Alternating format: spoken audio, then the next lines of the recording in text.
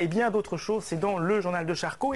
Il y a des mots qui fâchent, il y a des mots qui peuvent mettre un terme définitif ou pas à une amitié. Et c'est le thème de Pour un oui, pour un non que vous avez vu. C'est bien ça. Qu'est-ce que tu as contre moi? Qu'est-ce qui s'est passé?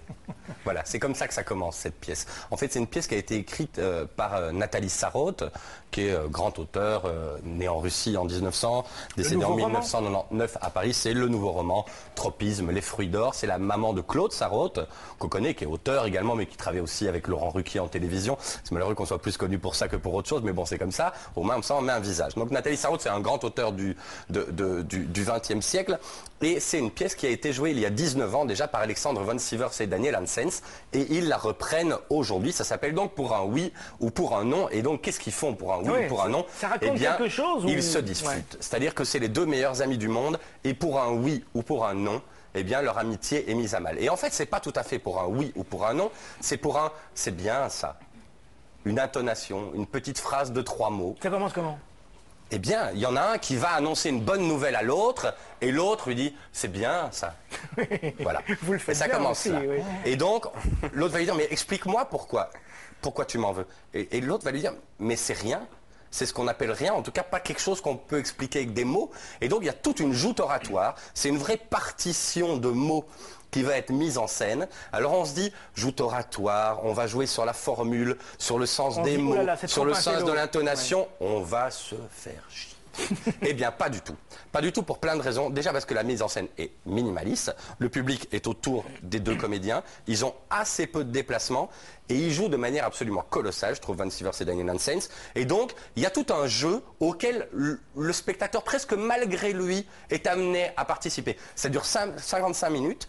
C'est assez court. Et donc, voilà, ce qui peut paraître assez chiant sur le papier s'avère assez magnifique. Ouais. Alors, on va parler de quoi? De jalousie, de condescendance et surtout comment faire, et ça nous est tous arrivé, d'être blessé par une petite chose, comment faire pour expliquer à quelqu'un qu'on a été blessé par quelque chose de si infime, d'aussi minimaliste que la mise en scène. Ça peut être une phrase, ça peut être un regard, ça peut être rien du tout. Ouais. J'ai été blessé parce qu'il ne s'est rien passé. Voilà. Comment on va faire pour expliquer ça à l'autre alors que le monde tourne mal à côté? Est-ce que c'est si grave? Mais un mot, c'est déclencheur, c'est qu'il y a quand même quelque chose derrière qui Mais bien évidemment. Voilà, qui se prépare. Quand vous discutez avec votre femme pour une petite connerie, elle vous ressort pas un truc généralement, que vous avez fait il y a 10 voilà, ans. Généralement, c'est toujours un petit mot, une petite connerie. Mais alors, quand on tire la petite ficelle, c'est toute l'armoire qui vous tombe dessus. Oui. Là, exactement. Ouais. C'est pour ça qu'ils vont commencer à parler de la jalousie, de la condescendance qu'un a pu avoir envers l'autre à un moment de leur existence, etc.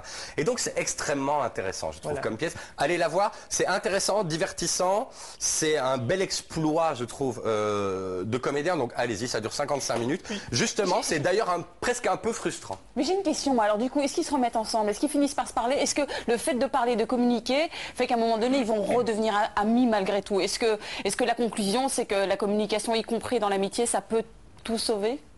C'est bien ça. C'est bien cette question. Quelquefois, ça peut tout sauver. Il y a des couples qui parlent et qui se remettent ensemble. Il y a des couples qui parlent et qui se disent bah, c'était bien ce bout de chemin, mais il est temps de partir. Voilà. La discussion, ce qu'il y a de bien, c'est que ça amène à différentes solutions. Donc voilà. Il se passe quelque chose à la fin, mais la pièce n'est pas fermée. C'est-à-dire qu'ils ne sont pas totalement amis ou totalement ennemis. Pour un oui, pour un non, 20 ans après, enfin 19 ans après, avec Daniel Hansens et Alexandre von Sivers. C'est encore au Volubilis du 6 au 10. Ils l'ont déjà joué dans d'autres endroits. Et puis au Centre culturel du 21 au 24 octobre. Le photographe de la semaine.